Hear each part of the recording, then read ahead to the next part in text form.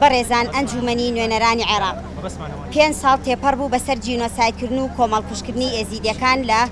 3 ئابی 2014 لەلایەن چەکدارانی بەناو خلافەتی ئیسلامی شام و عێراق ناسراو بە تیرۆریستانی داعش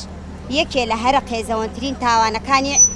سەردەمیان بەرامبەر بە هاوڵاتیانی ئێزیدی دەڤەری شنگال ئەنجامدا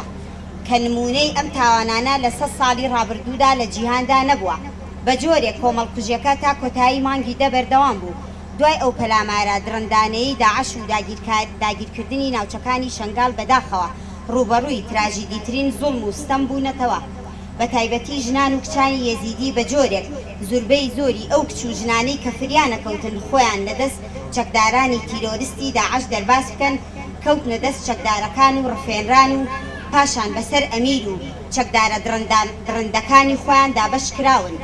بە زۆر کردویانن بە خێزانی خۆیان وەک ئامڕازێ بۆ خاڵیکردنەوەی ئارەزووە نامرۆڤەکانی خۆیان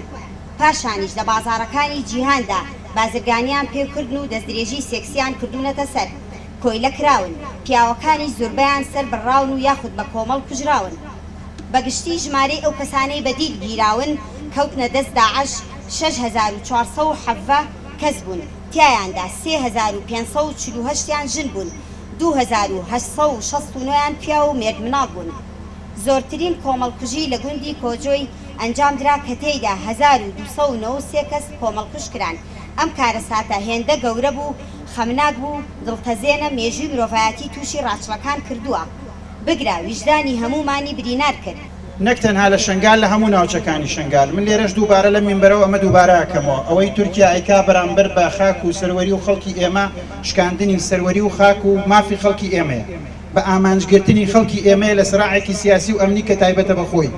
و پێویستە بە زووترین کات دەوڵەتی عێراق پەرلەمانی عێراق وەزارەتی بەرگری عێراق و وەزارەتی خارجی عێراق ئەم دەست درێژیانە لەسەر خاک و ماڵ و ممتەلەکات و گوند و شارەکانی ئێمە کۆتایی پێبێنێ ئەوەی تورکیایکا دەست درێژی ئەبێ کۆتایی پێبێنێ تا بڕاردراوە ئەو کەسە بکرێتە بابەتێکی مناقەشە لە پەرلەمانی عێراق بۆ گەیشتن بە ئەنجام. جەنابتان ئەزانن ئەم شتە لە دەسڵاتی پەرلەمانتاران بە تەنیایە گروپێک یا فراکسیۆنێک گەورەترە.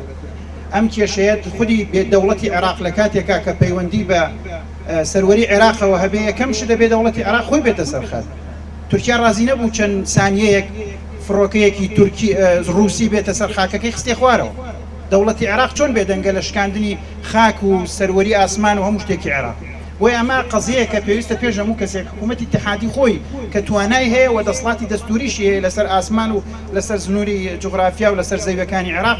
و پێویستە حکوومەتی هەرێمی کوردستانیش بە هاوکاری لەگەڵ حکوومەتی عێراق ئەو سنوورانە بپارێزن پێویستە دەواازەیەک بۆ ئاشتی بدۆزرێتەوە لەم ناوچانە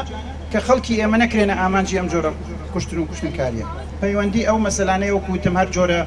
سنوورداریەک بۆ خەڵکی ئێمە دروست کرێ لە شنگال و لە هەر شوێنێکی تر ئێمە دانەیەکەین پێویستە ئەو ڕێگای و شوێنە ئەمنیانە بگیرێتە بەر کە زەمانەتی سەلامەتی و ئاسایشی خەڵکی شنگالەکە